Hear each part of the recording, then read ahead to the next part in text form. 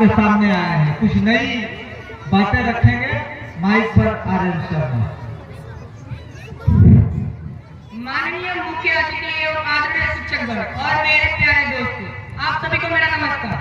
सबसे पहले आप सभी को गणतंत्र दिवस की हार्दिक शुभकामनाएं। मैं लड़कों के जिंदगी के बारे में कुछ लाइनें बोलने जा रहा हूँ। अगर मुझसे कुछ गलती हो जाए तो क्षमा कीजिएगा। कि उम्र के हर पड़ाव पर हजारों परेशानियां होती हैं, उम्र के हर पड़ाव पर हजारों परेशानियां होती हैं। वो कंधे दुखते बहुत है जिन पर जिम्मेदारियां होती हैं। कि बेटियां नसीब से तो बेटे दुआओं के बाद आते हैं। अजी हम लड़के हैं जनाब, कुछ जिम्मेदारियों के साथ आते हैं। आधी उम्र जिम्मेदारियों को समझने में गुजर जाती है तो आधी उसे निभाने में। हमारा पूरा बचपन किताबों में गुजरता है तो जवानी कमाने में। ये जिम्मेदारियां उम्र के साथ साथ बढ़ती चली जाती है, ये बुढ़ापे में भी कम नहीं होता। अजी कौन कहता है जनाब कि हम लड़कों के जिंदगी में कोई गम नहीं होता। कभी बेटा बनकर तो कभी बाप का फर्ज निभाना पड़ता है।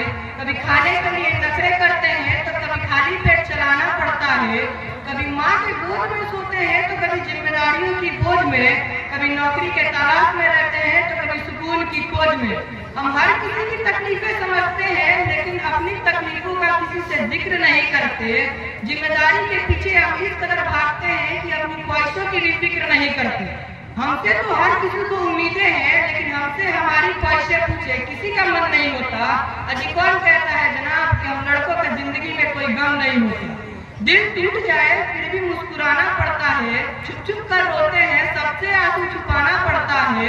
जिम्मेदारी के पीछे तो हमारा इश्क भी मुकम्मल नहीं होता। घुट घुट कर जीते हैं, हंसने मुस्कुराने का भी दिल नहीं होता। जिम्मेदारी निभाते निभाते हमारे कोई अरमान नहीं बचते। हम अपने ख्वाहिशों को दफना देते हैं क्योंकि हमारी ख्वाहिशों के लिए आसमान नहीं बचते। हम हर किसी का घाव भरते हैं लेकिन हमारा कोई मरहम नहीं होता। अभी कौन कहता है जनाब कि हम लड़कों के जिंदगी में कोई गम नहीं होता। मैं एक शेर के साथ अपनी बात को खत्म करना चाहता हूँ कि अरे कब तक सुनोगे दूसरों की, कभी तो सुनो अपने आप की। कि अरे कब तक सुनोगे दूसरों की, कभी तो सुनो अपने आप की।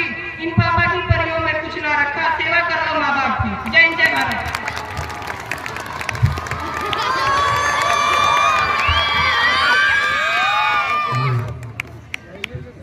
ये थे आर्यन शर्मा और जरा सा डगर से हट के ये बात कर रहे थे लेकिन बहुत अच्छा लगा। जब खाना परोसा जाता है तो ऐसा नहीं है कि थाल में चावल या भात आता है तो हम सिर्फ चावल या भात ही खाते रहते हैं। कभी कभी चटनी भी साथ में आ जाती है, कभी कभी चोखा भी आ जाता है, कभी मीट मछली भी आता है, कई तरह की अलग अलग सब्जियां आती हैं। तो ठीक उसी तरह से अब तक तो बात चल रही थी झंडा के ताल्लुक से, देश के ताल्लुक से, लेकिन इस